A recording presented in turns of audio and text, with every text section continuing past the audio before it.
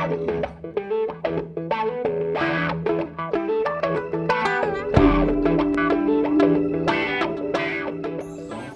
je me félicite de cette signature parce que d'abord, elle remet au goût du jour et elle harmonise et elle modernise une charte existante qui avait déjà bien porté ses fruits.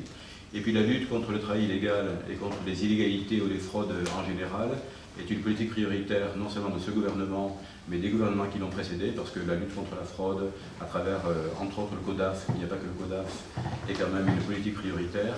Et je trouve que c'est bien qu'entre nous, et quand je dis nous, c'est l'État d'un côté, parquet avec ENES et organismes professionnels et de sécurité sociale, qu'on puisse partager cet objectif, partager les méthodes, partager les buts et avoir des évaluations régulières des performances de nos actions au titre de la charte.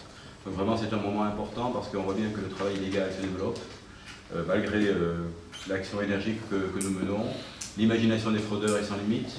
Il n'y a pas que les fraudeurs du fisc qui ont des imaginations sans limite, il y a des fraudeurs de tout type qui essaient toujours d'avoir un coup d'avance sur nous. Et la charte est un des outils permettant de nous organiser tous collectivement, permettant également de communiquer sur ce que nous faisons. Et on peut espérer, en tout cas c'est le jeu que je fonde en terminant mon introduction, on peut espérer effectivement que le travail illégal diminue dans le département parce que nous aurons une pression en matière de contrôle, de sanctions, de signalement qui sera plus forte, qui sera renforcée et qui sera plus efficace grâce à ce document rédigé en commun et que nous allons signer collectivement. Voilà. Ce qui est bien nouveau dans cette charte, c'est la fiche de signalement que vont porter les OP auprès des adhérents et des non-adhérents nominativement. La partie aussi partie civile qu'on s'est engagé à mener lors d'une vérification frauduleuse. Et puis aussi la possibilité de continuer à faire ce comité de suivi parce que la photo est belle, j'espère qu'on va bien ressortir sur la photo, mais c'est à partir de maintenant que le travail commence, même si on l'a fait depuis 2008. Mais on voit bien que l'activité sociale et l'économie s'adaptent à une vitesse exponentielle.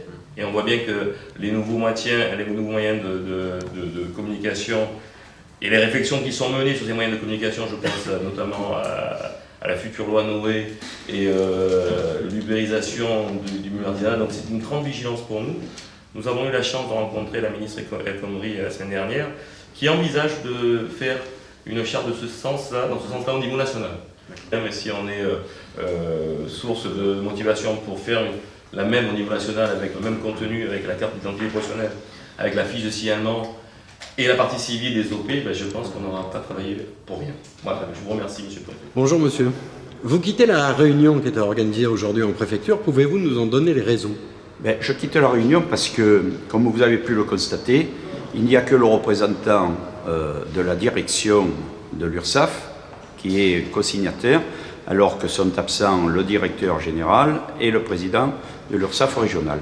Et que, à mon titre d'administrateur de l'URSSAF PACA, collège employeur, et également président du conseil départemental, ce genre de convention est initié depuis tout temps dans le département du Var.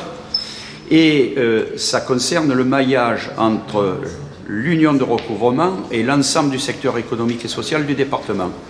Donc, n'étant pas représentant et n'ayant pas droit à la représentativité de nos instances paritaires, je n'ai pas à rester là. Le tout, c'est que cette convention aille dans le bon sens, puisque c'est comme cela que l'ensemble des partenaires ont travaillé, et que ça serve le monde de l'entreprise et également leurs salariés, puisque c'est pour la lutte contre le travail illégal. Voilà.